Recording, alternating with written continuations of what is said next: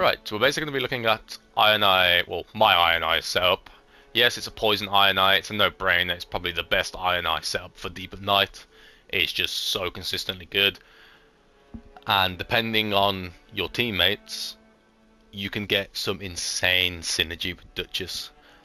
Like, if you're interested in I've got a Duchess build, genuinely go look at it, the synergy between these two is immaculate. Like, I could, me and my friend can't use other Nightfarers in the deeper night because of how perfect the synergy actually is. It's stupid. And plus they're both ranged characters, you don't really have to be constantly getting one tapped by a lot of enemies, you can play quite passive. But yeah, let's get into the Ironeye. So, this relic, for me, is a god relic. So obviously, when I do a fully charged ult, most enemies are going to get a poison proc, so it's like a guaranteed instant poison. So we can start marking and annihilating everything. And then the attack power up when facing poison afflicted enemies, that is an extra 10% straight away as soon as an enemy is poisoned. There's no actual visual for that buff actually applying, other than enemies just suddenly randomly feel squishier. So it 100% works. And then you have the ultimate art gauge just to have my art gauge pop up more, and I can keep spamming it more. So yeah, that's a no-brainer. Try and look for anything similar. You don't really need to have the art charge doing poison, but it's just nice, because ideally we want everything to be poisoned as soon as possible. So for me, God Relic. Next one, probably one of the most mandatory ones to have on any Ironeye base relic, is the +1 skill, character skill, because that basically means that your marks are up 100% of the time, and you can spam the new relic that we've obviously got attached, which does heavy poison damage on poison afflicted enemies.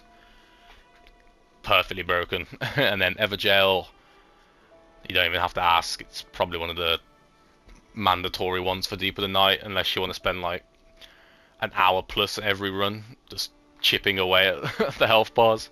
It literally just allows you to get through bosses quicker, and you're just doing more damage overall. It's a no-brainer. And it also gives you a nice route to follow, because say if you can see the map, sometimes you get maps where you can't see.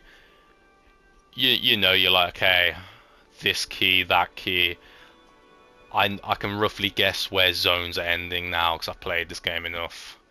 Or you can just load up the map on like that website. That helps massively if you really want to, like, if you're really struggling to figure out where the zones are ending, so you can like min-max, especially in like higher depths. It's kind of like a nice one to be using, because you know exactly what boss you're fighting on day 1, day 2, you know exactly what enemies are in castle, etc. And you know when, say, the storms end in top left, you're going to be doing like bottom right or any of the right side of the map stuff. And then bewitching branches, not mandatory, but honestly very useful. Say like if you're doing Evergels like I am and my friend does, when we get Silver Knights or something like that, bewitching branches trivializes them, because not gonna lie, when you get like red Silver Knights early on, you're like, god damn, these things they just annihilate you if you're not careful.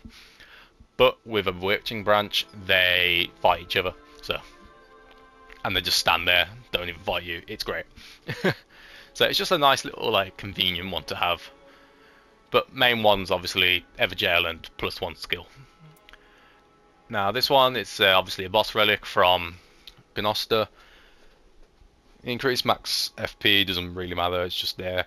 But we're gonna basically be using our starting bow, so we don't have to really look for any weapons, so you can focus on getting any weapon passive buffs that's gonna make your damage better. Or what I am trying to get on this Ironeye is the new dormant power stuff. I'm trying to get the one that gives you stats, because if I can get that with a poison bonus as well, I can help my friend try and get staffs that he wants. So that's what I'm trying to look for. I don't have it yet, but I've been close. But yeah, Again, having your bow do poison means that you can go to a cave early and have a purple bow at level 1, really. So, no brainer. Very good. And the poison and rock vicinity increases attack power. Again, it's a base boost. I don't know exactly how much. It's somewhere between 10 to 20. And that one does have a visual effect. You will see the visual effect when that procs. You get like the fucking sword buff under your health bar and stuff like that, and then you'll have like a red glow to you. Okay, so now into the interesting ones, which are the actual Deep of Night relics. Again, mandatory. The character skill inflicts heavy poison damage. Probably the best new character specific passive on any relic that you can get. It's genuinely so good. And then defeating enemies fills more of the art gauge. Again, very good. Honestly, I can't preach this enough. Probably the best one for getting your art gauge back. It fills your art gauge stupidly, stupidly well and fast. It's stupid. So you just pretty much always have your ult. And again, if you look at my Duchess setup, you'll understand why we want our ult like pretty much all the time. The synergy is stupid. Now this is interesting. So improved affinity attack power. So throughout a run, highly recommend, say, if you've got any frost ruins, go into the frost ruins and pick up any of the freezing greases, which honestly you're pretty much guaranteed if you just go to one frost ruin. If you go into like the hidden chest room and stuff like that, because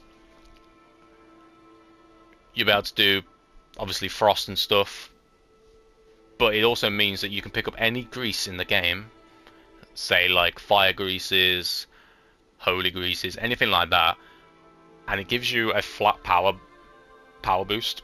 It's great. It literally just gives you a flat power boost, so not mandatory but very useful. So I'm always picking up greases and applying random stuff to it. It's more DPS, because I won't lie, this poison Ironeye, it's heavily reliant on poison and dashes. Your bow doesn't necessarily do the damage, but then when you prop affinities onto it, e.g. fire, holy, lightning and everything, you're actually going to be doing a lot more damage. So it's just boosting your damage overall no matter what. It's kind of, honestly, I'd say that's a god relic for me, other than getting like art gauge fills up like plus whatever the hell the highest plus is. I think it's like 1, maybe even 2, I don't know. But again, I'd call that a god relic with how RNG based this game. This relic's rubbish, but it's just the only thing I've got. I ain't got another one yet. So again, attack power when facing a poison afflicted enemy, +1. Oh crap, that's my bad. +1. This stacks alongside the standard, so that also means that you can get the +2, and that will also stack. It's not going to be on top of each other. I believe it stacks multiplicatively. But yeah, this relic, it's okay. Reduced rune acquisition, not the best, but I'm not gonna lie, losing 10% of your runes throughout the run, not the worst. Like, I don't really struggle for levels ever. Pretty much guaranteed 15 every run. Like, even on some really horrible runs that we can sometimes have, just if we get a really bad start, then we still end up getting 15 quite easily, even with that rune acquisition.